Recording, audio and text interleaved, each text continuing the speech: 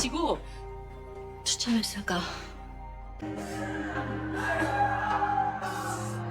Berlanjut ke episode 3, di mana film kembali pada 5 tahun yang lalu, di mana saat itu Jiun masih bekerja sebagai karyawan perusahaan Karir W. Di mana pada saat itu juga, pimpinan dari Karir W yang bernama Lee Yong-hun meninggal dunia karena bundir, alias loncat dari atas gedung. Oleh karena itu, Kang Ye-jin yang saat itu menjabat sebagai wakil komisaris, menyalahkan Jiun atas kematian atasan mereka, karena saat itu Jiun yang menjadi sekretaris pimpinan Karir W. 이제 속이 시원해? Berpindah ke masa sekarang, di mana Jiun yang sudah sadar dari pingsan pun, hendak dibawa ke rumah sakit oleh Yunho, namun Jiun menolak. Jiun malah mengajak Yunho pergi ke warung kaki lima untuk makan, karena Jiun merasa sangat lapar. Jiun memesan tteokbokki pedas dengan level pedas 5, level yang hanya master yang bisa memakannya. Tetapi tidak dengan Yunho yang tidak bisa makan sampai sepedas itu. 어떤 거지? 5단계.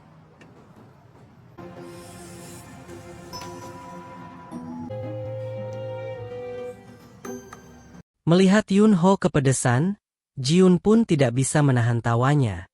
Saat itu juga untuk pertama kalinya Yunho melihat Jiun tertawa dengan lepas.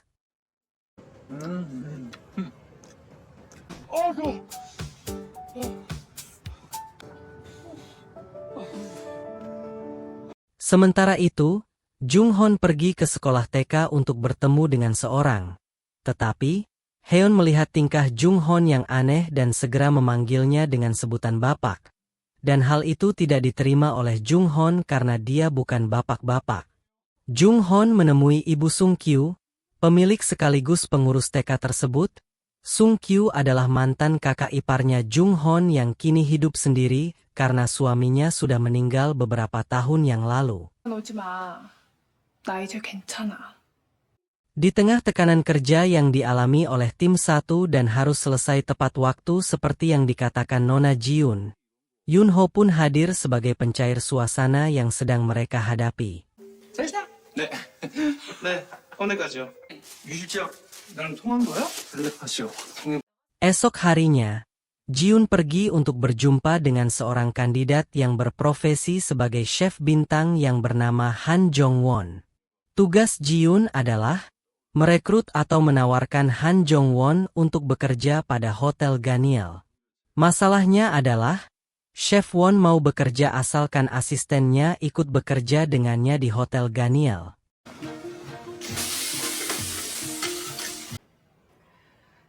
간일 측과 상의해보겠습니다. 부주방장입니다. Di saat mau pulang, seperti biasa, Jiun hampir salah masuk mobil. Tapi Yunho memberitahunya kalau mobil mereka ada di sana. 저쪽입니다.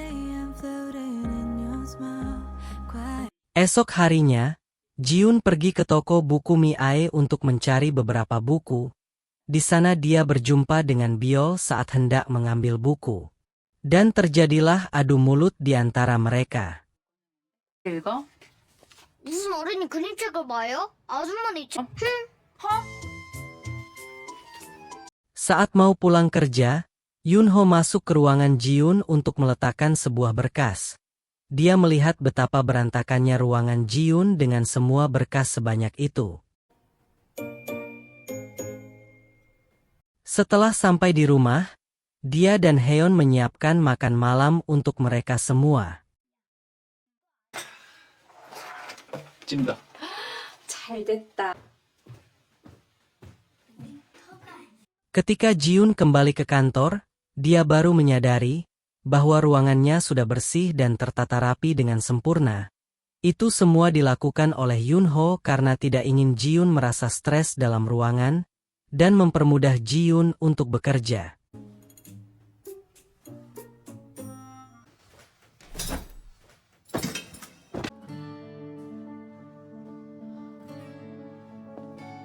Esok harinya, timbul masalah antara Chef Won dan asistennya yang bernama Ye In. Mereka digosipkan berpacaran satu kantor ataupun tempat kerja. Banyak desas-desus yang menyatakan kalau Ye Jin hanya memanfaatkan ketenaran Chef Won karena Ye Jin bukan lulusan kampus luar negeri. Untuk memastikan hal itu, Jiun dan Yoon Ho secara langsung bertemu Chef Won dan Ye In untuk menanyakan hal tersebut.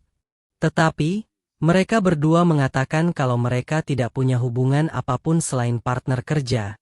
Ye In menganggap Chef Won lebih kepada gurunya, karena dia banyak mendapatkan ide dan ilmu memasak dari Chef Won, dan hubungan mereka tidak seperti yang orang bicarakan. Pada saat itu, Jiun dan Yoon Ho sempat melihat sesuatu yang terjadi pada tangan Chef Won. 활동 줄이기 전에 마지막으로 출연한 방송입니다. Mereka menemukan fakta bahwa Chef Won pernah mengoperasi saraf tangan kanannya beberapa tahun yang lalu. Dan itulah alasan yang sangat jelas mengapa Chef Won sangat membutuhkan Ye In sebagai asistennya. Chef Won meminta pertimbangan kepada Jiun akan hal ini, dan meminta supaya ini dirahasiakan dari Hotel Ganyel. 제 커리어 저 절대로 포기 못합니다. 그래서 수시에 도움을 받아왔던 거고. Pada malam hari, Yoon Ho dan Jiun belum pulang dari kantor. Mereka saling menukar ide tentang masalah pekerjaan mereka. Jiun pun mulai sedikit perhatian kepada Yoon Ho yang selalu ada dan membantunya dalam hal apapun. Melihat luka di jarinya Jiun, Yoon Ho langsung mengobatinya dan menyuruh Jiun lebih hati-hati.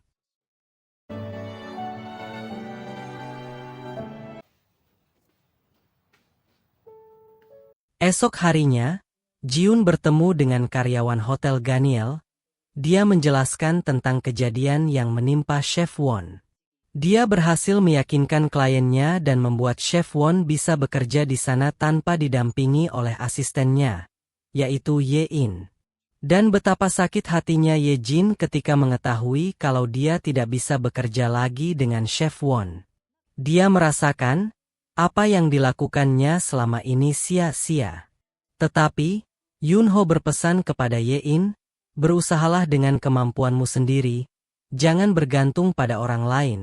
Karena Yoon Ho tahu kalau Ye In adalah chef yang hebat tanpa bantuan siapapun. 세상의 끝까지 가는 비밀은 없어요.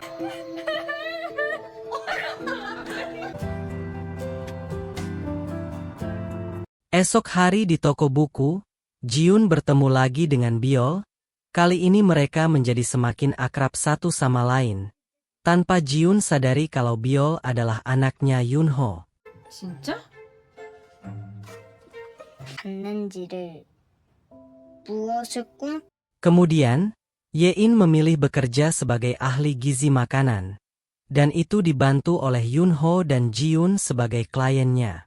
Bahkan, Yoon Ho pun sampai terkesima dengan perubahan yang dialami Jiun belakangan ini. Jiun lebih tenang dan juga tambah cantik. Sehingga, di bawah guyuran hujan, benih-benih cinta pun tumbuh di antara mereka. 나와요?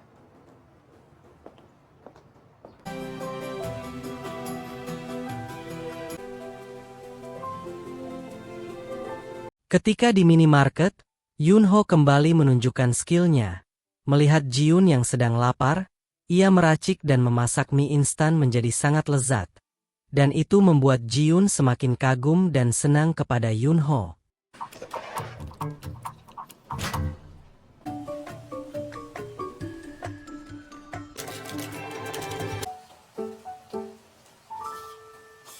Kembali ke kantor, seperti biasa Yoon Ho memberitahukan agenda apa saja yang harus Jiun lakukan.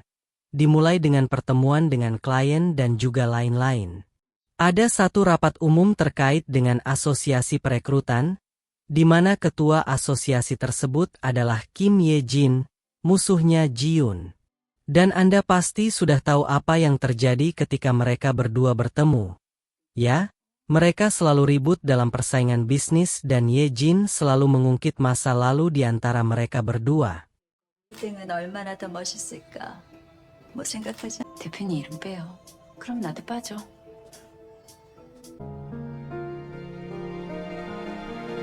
Di saat melihat Jiun sedang susah, Yoon Ho mengajak Ji-yoon untuk jalan kaki bersama di sebuah taman, dan juga mengajak Ji-yoon untuk bermain basket bersama.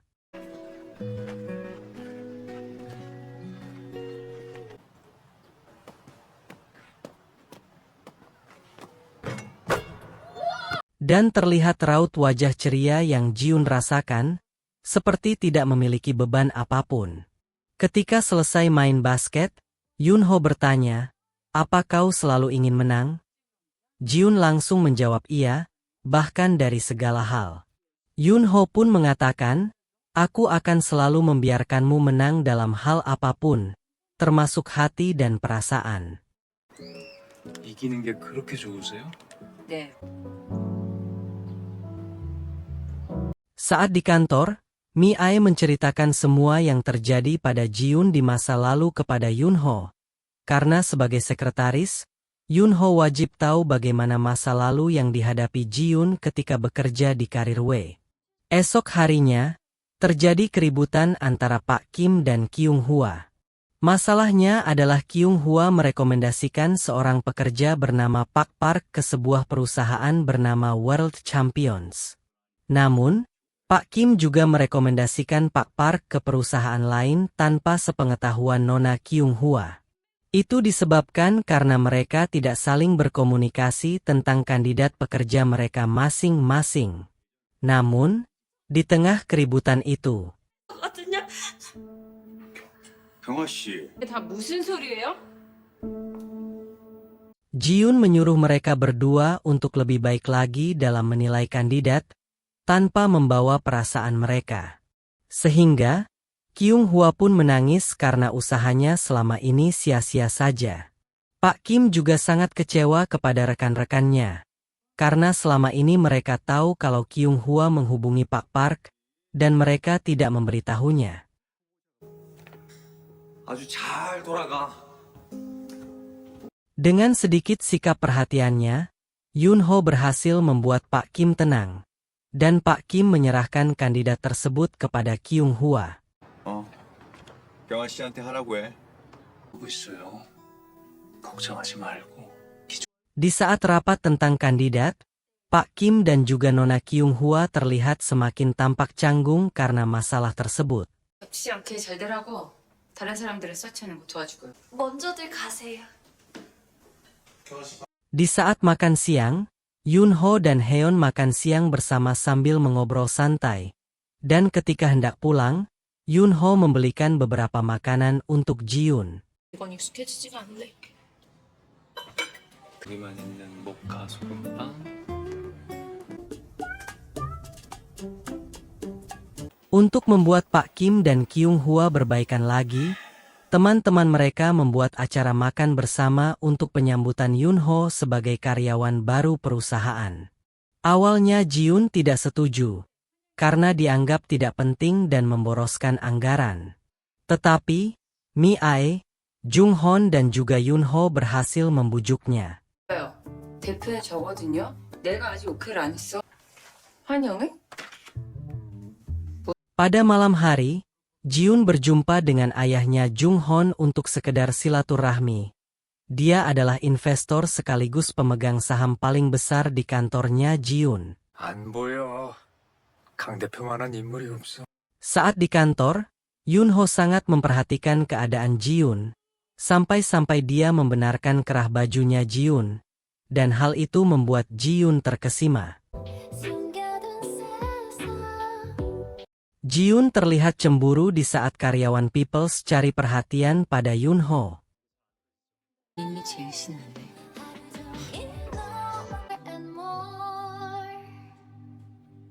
Dan tibalah malam penyambutan Yoon Ho sebagai karyawan baru. Mereka menikmatinya dengan makan dan minum minuman homar bersama. Yoon Ho langsung menyusun strategi untuk membuat Pak Kim dan Kyung Hwa berbaikan. Dan hal itu pun berhasil dengan berkat kerja sama mereka semua. Ji-yoon yang tidak menghadiri pesta tersebut, menjadi marah dan merepet sendiri di kantor. Karena tidak ada orang yang bisa dia panggil untuk membantunya. Di saat Yoon Ho sedang menelpon Biol, Dia melihat iring-iringan ambulan yang sedang lewat. Seketika dia teringat akan kejadian kebakaran di masa kecilnya.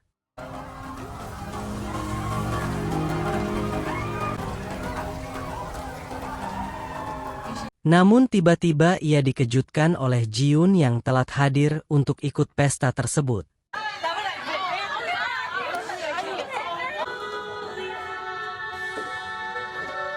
Di saat mau pulang, Ji-yoon mengalami mabuk tuak yang lumayan berat. Sehingga, Yoon-ho memesan sebuah taksi untuk mengantarkan Ji-yoon pulang. 네, 기사님 어디세요? Namun, Ji-yoon malah pulang sendiri ke kantornya dalam keadaan mabuk sambil jalan kaki. Mengetahui hal tersebut, Yoon-ho langsung pergi ke kantor untuk memastikannya. 발견될 거니까 걱정하지 말고.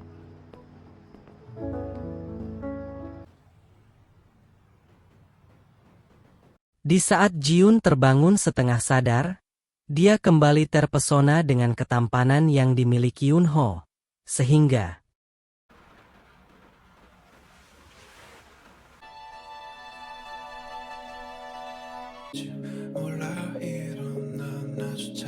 dalam keadaan setengah sadar, Ji-yoon sempat mengatakan kalau Yoon-ho sangat tampan, dan Ji-yoon kembali tidur di pangkuan Yoon-ho. Dan ketika bangun di pagi hari, Ji-yoon kembali teringat kejadian semalam, dan dia berpikir itu hanyalah sebuah mimpi.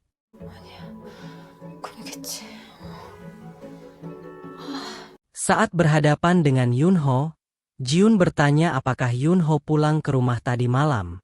Yoon-ho pun menjawab, iya. Walaupun begitu, Ji-yoon merasa tidak tenang dan menganggap hal itu nyata. 없어졌네. 네?